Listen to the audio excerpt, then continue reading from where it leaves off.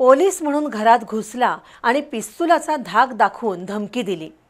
शाहूपुरी चौथ्या गल्लीत सोमवारी रात्री घडलेल्या या प्रकारामुळे एकच खळबळ उडाली आहे।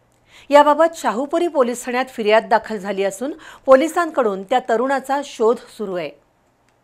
शाहूपुरी चौथ्या गल्लीत राहणारे व्यापारी संदीप विश्वनाथ नष्टे आणि त्यांच्या कुटुंबियांना सोमवारी रात्री धमकावण्यात आलं। पोलीस असल्याचं सांगून एक अज्ञात तरुण सोमवारी रात्री 9:30च्या सुमारास नष्टे यांच्या घरी आला। संदीप नष्टे यांचंच घर आहे ना अशी विचारणा करून तो थेट घरात घुसला। 6 फूट उंचीच्या त्या तरुणाच्या चेहऱ्यावर मास्क होता। पोलीस असल्याचं सांगत तुमच्या विरोधात पोलीस ठाण्यात तक्रार आहे, तडजोड करणार की प्रकरण वाढवणार अशी त्यानं विचारणा केली। नष्टे यांनी कुणाची तक्रार आहे याबद्दल विचारल्यावर त्या तरुणानं वाद घातला। त्यामुळे संदीप नष्टे यांना संशय आला आणि त्यांनी त्या तरुणाला घराबाहेर जायला सांगितलं।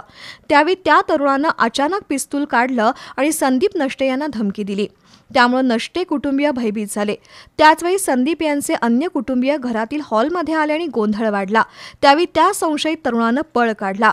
पैसे उकळण्यासाठीच हा भामटा तरुण आला असावा अशी नष्टे यांची खात्री पटली आणि त्यांनी शाहूपुरी पोलीस ठाण्यात तक्रार दिली। शाहूपुरीसारख्या भर वस्तीत एका भामट्यानं थेट पिस्तूल रोखल्यानं नागरिकांमध्ये खळबळ उडाली आहे।